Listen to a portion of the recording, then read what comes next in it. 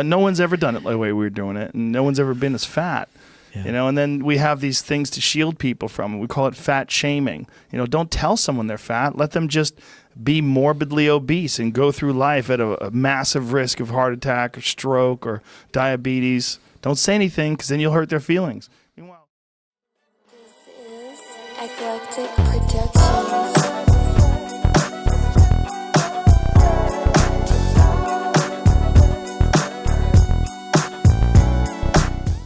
HB Team, bonjour et bienvenue dans cette nouvelle vidéo. Avant de commencer cette vidéo, si tu es nouveau sur la chaîne, alors un grand, un énorme, un gigantesque welcome à toi. Pense à t'abonner, activer la cloche pour ne rater aucune de mes vidéos au niveau intellectuel à couper le souffle. C'est faux, c'est archi faux. Et bien entendu, à la fin de la vidéo, si tu aimes ce que tu as vu, alors n'hésite pas à doucement caresser le bouton like et à me faire un petit coucou en commentaire. Ok la team, aujourd'hui on va parler de fat shaming, encore une fois. Et pour illustrer la vidéo, on va parler d'une personne dont j'apprécie énormément le contenu. Encore une fois, j'ai nommé le seul, l'unique Joe Rogan. Et alors si tu ne sais pas ce qu'est le fat shaming, ou si tu ne sais pas ce qu'est le Joe Rogan, ne t'en fais pas, je vais t'expliquer ces termes. Tu vois, comme ça tu resteras pas dans ton coin tout seul sans comprendre pendant que nous on est là en train de se taper des barres. Donc commençons par Joe Rogan. Joe Rogan à la base est un commentateur de matchs du UFC, et également, et c'est la chose qui va nous intéresser aujourd'hui, présentateur d'un podcast qui s'appelle The Joe Rogan Experience. Et ce podcast est connu pour une chose principalement, c'est le fait qu'il n'y ait absolument aucun tabou. Et donc Joe Rogan ainsi que ses invités, parce qu'en général le principe du podcast c'est qu'il va recevoir un ou plusieurs invités par épisode, ils vont fort, ils y vont très fort, sur plein de sujets. À tel point qu'il y a même eu un lobby afin de tout simplement et tout bonnement supprimer ce podcast de Spotify. Chose qui n'a pas été en mesure d'arriver pour une raison très très simple, le podcast de Joe Rogan est le podcast le plus populaire dans toute la plateforme Spotify. Et quand je dis le plus populaire, c'est même devant des podcasts du genre TED, qui sont pourtant des monstres. Et donc financièrement, Spotify pouvait pas se permettre de virer ce mec-là. Et c'est vrai que depuis plus ou moins un an principalement, Joe Rogan enchaîne les bad buzz. On va dire que le dernier gros bad buzz en date, ça a été pendant la période de la pandémie, où Joe Rogan a très régulièrement invité des personnes, des intervenants qui avaient été bannis de toutes les autres plateformes. Ça veut dire que toutes les autres plateformes, toutes les chaînes d'information, médias, etc., ils se sont dit ok non, toi on te veut plus, tu fous trop la merde.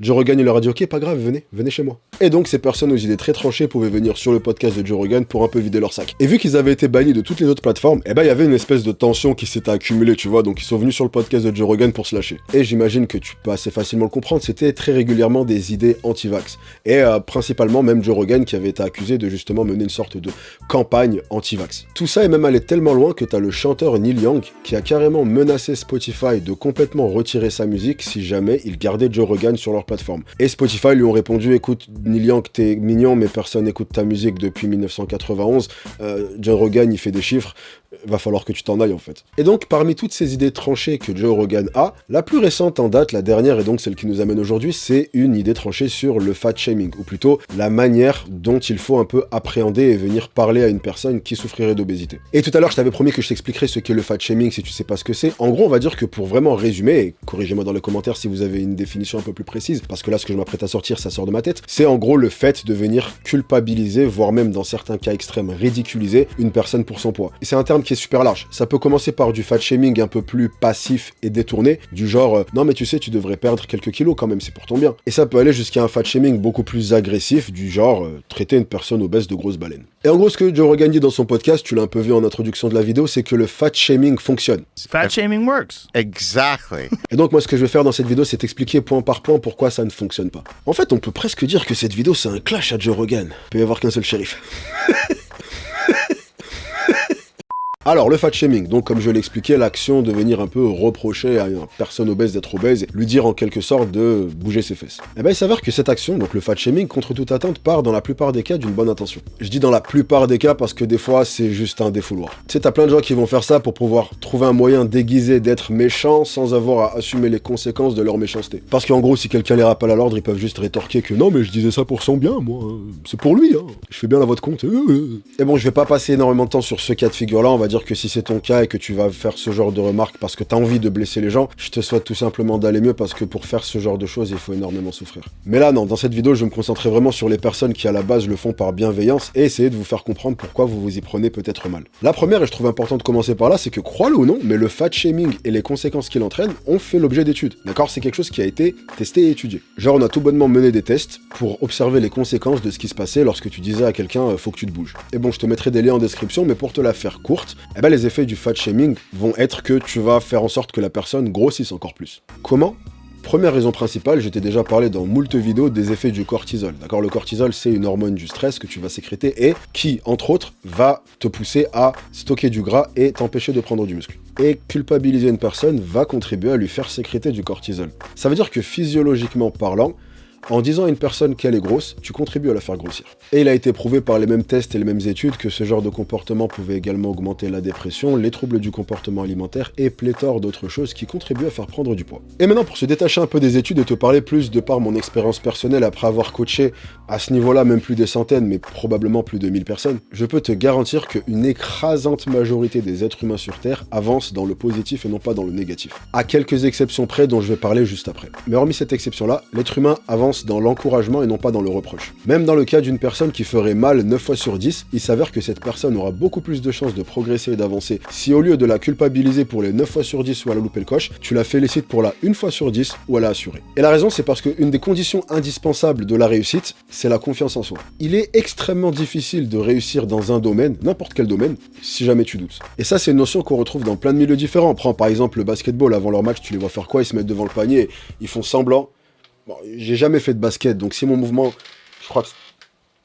On va imaginer. Tu vois, ils font comme ça, les basketteurs. La chose qu'ils sont en train de faire lorsqu'ils miment de tirer au panier, c'est tout simplement qu'ils sont en train de se visualiser en train de réussir un panier. En gros, tout part de ton état d'esprit. Si tu penses échouer, tu vas certainement échouer. Si tu penses réussir, tu vas certainement réussir. Donc maintenant qu'on sait ça, comment est-ce que tu penses qu'une personne va se sentir si tu la rabaisses en lui disant qu'elle devrait arrêter de se laisser aller? Ou encore que tu lui dis qu'il faudrait qu'elle fasse des efforts, même si encore une fois cela part d'une bonne intention. Peu importe l'intention de laquelle ça part, le résultat est garanti, c'est-à-dire que cette personne va finir par se sentir inadéquate et pas à la hauteur. Bref, ta remarque, qui à la base part d'un bon sentiment, va avoir pour effet de l'éloigner encore un peu plus de toute chance de pouvoir perdre du poids. Et en disant ça, on peut même extrapoler et inclure le fat shaming un peu plus soft dont j'ai parlé tout à l'heure. Tu vois, les remarques du genre « Tu sais, je dis ça pour toi, je pense que tu devrais peut-être perdre un petit peu de poids. » Et l'argument qui va être derrière souvent, c'est « Non, mais je dis ça pour lui faire prendre conscience et la faire réagir. » Est-ce que tu penses sincèrement qu'il existe ne serait-ce qu'une personne sur cette planète qui est obèse et qui ne sait pas qu'elle est obèse? Est-ce que tu penses vraiment que une fois dans l'histoire de l'humanité, genre vas-y viens, on descend à l'époque des Cro-Magnons, genre on retourne chez les Cro-Magnons. Les Cro-Magnons à l'époque ils parlaient pas, mais bon on va faire comme s'ils parlaient pour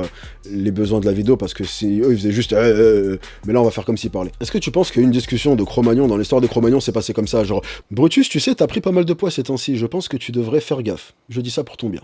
Et que là, Brutus, en entendant ça, répondit « Ah, mais je savais que quelque chose n'allait pas chez moi, mais heureusement que j'ai tout essayé, toutes les solutions possibles, je me suis posé toutes les questions, j'ai fait des tests, et je commençais à désespérer, mais heureusement que t'es là pour me dire que j'ai grossi, bordel, viens, on va fêter ça en tuant un mammouth. » Je sais pas pourquoi, quand j'ai pensé à Cro-Magnon, j'ai direct pensé au prénom Brutus, alors qu'il devait pas avoir de prénom, les Cro-Magnons, ils devaient tous s'appeler Bref, tout ça pour dire que malgré les apparences et malgré ce que énormément de personnes pensent dur comme fer, et je les attends dans les commentaires, dire à une personne qu'elle a pris du poids n'est pas productif. Il le sait déjà qu'il a grossi. La chose que tu peux faire en revanche, c'est de lui donner des conseils et des indications si jamais il te demande des conseils. Ah oui, ça c'est important, j'allais oublier.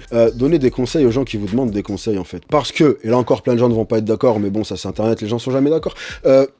En même temps que je ne crois pas au fait de culpabiliser les gens, je ne crois pas non plus au fait de déresponsabiliser les gens. Ça veut dire que, ok, c'est bien d'avoir un écosystème d'aide, etc., mais à la fin du compte, la volonté de faire ou non des changements dans ta vie doit venir de toi. Donc même si je suis contre le fait de prendre une personne qui ne t'a strictement rien demandé et dire ce que tu penses de son corps, je suis par contre un grand partisan de l'honnêteté brutale. Si quelqu'un te demande, tu te dois de lui répondre la vérité. Et s'il exprime le besoin d'avoir des conseils et de l'aide sur comment pouvoir faire pour changer, là tu lui en donnes. Et un dernier truc aussi que peu de gens semblent savoir, c'est ce qu'on appelle les différents types de profils sociaux. Et je vais te la faire courte, mais tu as globalement 4 types de profils différents. Et pour les besoins de cette vidéo, on va se concentrer principalement sur 2 types de profils, les guerriers et les diplomates. Être un bon coach signifie avoir la faculté de très vite savoir qui est en face de toi. En gros, si tu es un guerrier, tu vas le faire progresser en le défiant, en le poussant dans ses limites. Par exemple, j'ai déjà eu des élèves qui avaient ce profil de guerrier, qui carrément me demandaient de moi en même temps m'entraîner avec eux pour qu'ils puissent essayer de suivre la cadence. Si t'es un élève diplomate, c'est l'inverse. Lui, il a besoin d'être rassuré, soutenu. Et il a également un grand besoin d'être félicité pour être sûr qu'il va dans la bonne direction. Et il rentre parfaitement dans le cas de figure dont j'ai parlé plus tôt. Ça veut dire que même s'il a été moyen pendant toute la séance, s'il y a une chose qu'il a particulièrement bien fait, il progressera beaucoup plus vite si tu te concentres sur cette chose qu'il a réussi plutôt que sur tout le moyen qu'il a fait avant. Et ça, c'est une bonne qualité à avoir pour un coach, mais même pour une personne qui n'est pas un coach. C'est-à-dire le fait de savoir qui tu es en face de toi pour savoir quelle langue parler. Pardon, petit micro. Et le truc, c'est que ça fait tellement longtemps que je fais ça que du coup j'ai un peu appris à déceler quel profil social j'avais en face de moi littéralement en claquant des doigts. Et une chose que j'ai énormément remarqué, c'est que les gens qui vont avoir justement ce type de discours ou ce type d'état d'esprit, à savoir non mais faut qu'il se bouge le cul, je vais le réveiller un peu, je vais lui mettre un coup de pied aux fesses, c'est souvent des gens qui justement eux-mêmes sont dans un profil social guerrier. Et donc comme c'est un peu la manière dont ils voient le monde, eh ben ils en déduisent que c'est la manière dont le monde fonctionne. Parce que pour eux c'est comme ça que ça marche, parce que c'est comme ça que tu les ferais réagir. Si tu leur mettais un coup de pied aux fesses, une douche froide, ils se réveilleraient, ils se diraient ok maintenant c'est parti. Et là on est dans l'exception dont je te parlais plus tôt, c'est-à-dire le fait que pour ces gens-là, oui effectivement, les brusquer ça peut marcher. Maintenant le problème c'est que lorsque une personne va venir tenir ce genre de discours-là à une personne qui est plus dans un profil diplomate, eh ben là c'est l'inverse, tu peux littéralement le détruire. On va même aller plus loin, si cette personne avait commencé à changer ses habitudes, eh ben ton commentaire aussi bienveillant et gentil à la base soit-il, peut être le facteur qui fait qu'il lâche l'affaire, ça le saoule et il repart dans la direction opposée. Et c'est là la conclusion principale de cette vidéo, c'est que cette approche dont parle Joe Rogan, je ne dis pas qu'elle marche pas et je dis pas que brusquer certaines personnes ne marche pas. Je dis simplement qu'elle marche avec certaines personnes, mais que dans le cas d'autres personnes, ça peut être carrément fatal. Donc à moins d'être sûr à 100% de qui tu as en face de toi, c'est vraiment des choses à dire et faire avec précaution. Et si jamais tu n'es pas en mesure de déceler qui tu as en face de toi, eh ben une bonne ligne de conduite qui en général est assez safe, c'est de donner des conseils aux gens qui ont demandé des conseils. Et voilà, bon, après je sais que cette vidéo elle est un peu naïve et qu'elle va pas changer ce truc qu'ont les gens de se sentir légitime, de dire ce qu'ils pensent et comment ils trouvent le corps de tout le monde, même quand cela peut nuire à la personne. Mais on va dire que ma vidéo s'adresse principalement à ceux qui auraient pu avoir tendance à faire ce genre de choses-là un peu aveuglément et par maladresse. Si votre souhait c'est vraiment d'aider la personne, vous vous rendrez compte que vous aurez beaucoup plus de résultats en encourageant plutôt qu'en brusquant. Même si c'est la chose, je le sais, qui peut paraître un peu naturelle à faire, parce que c'est vrai que quand on voit quelqu'un dans l'inaction, on peut avoir cette envie, un peu ce truc de vouloir le secouer, réveille-toi. Donc je sais que c'est une pulsion un peu humaine et naturelle. Malheureusement, elle n'en demeure pas moins contre-productive dans une écrasante majorité des cas. Bref, voilà, c'est terminé. Bon, je vais pas dire mon coup de gueule, parce que je ne sais pas faire de coup de gueule un jour. Vous me verrez jamais vénère d'ailleurs. C'est bon, je me suis rendu à l'évidence, je ne sais pas m'énerver, parce qu'à chaque fois vous me faites la réflexion, genre même quand t'es énervé, on dirait pas que t'es énervé, donc c'était pas un coup de gueule, c'était une requête.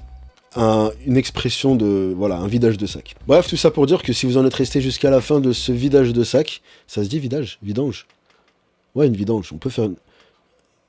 Bon, je me demande encore combien de vidéos avant que je passe pour le dernier des illettrés. Bref, tout ça pour dire que vous êtes quelqu'un d'incroyablement sexy. Et alors si vous êtes le genre de personne à encourager son entourage, alors là, votre sexy crève les yeux, ma rétine en explose. Si vous en êtes encore là, j'aimerais que vous commentiez Cro-Magnon. Tu sais que je me suis tâté à ressortir la perruque de la dernière fois là pour lâcher un petit Je me suis dit non, c'est bon, les plus courtes sont les meilleures. Bref, je me casse, vidéo rapide, mais c'était un thème sur lequel ça me tenait à cœur de revenir parce que pour moi ça reste un sujet important quand même. Je vois beaucoup de gens qui justement pourraient être tellement un moteur pour leur entourage et qui s'y prennent mal et qui du coup se retrouvent à faire plus de mal que de bien et c'est dommage. C'est dommage parce que justement j'ai vu les effets du positif et ce que ça peut entraîner et honnêtement c'est un truc de ouf et vous ferez avancer un nombre de personnes, vous avez même pas idée. Bref, tout ça pour dire que cette vidéo est assez sérieuse. Ça faisait longtemps que j'avais pas fait de vidéo où j'étais aussi sérieux, tu vois, où je me suis assis, je me suis livré, j'ai fait zéro blague, j'ai pas mis de perruque. C'est voilà, ne vous habituez pas trop, hein. Dans la prochaine vidéo on recommence les blagues carambars, faut que je continue à casser le mythe. Voilà. La team, rejoignez-moi sur Instagram pour faire plus ample connaissance. Moi je vous attrape sur la prochaine qui devrait arriver dans très peu de temps. En tout cas, en attendant, prenez soin de vous, ne lâchez rien. Bien entendu, soyez sexy. Peace!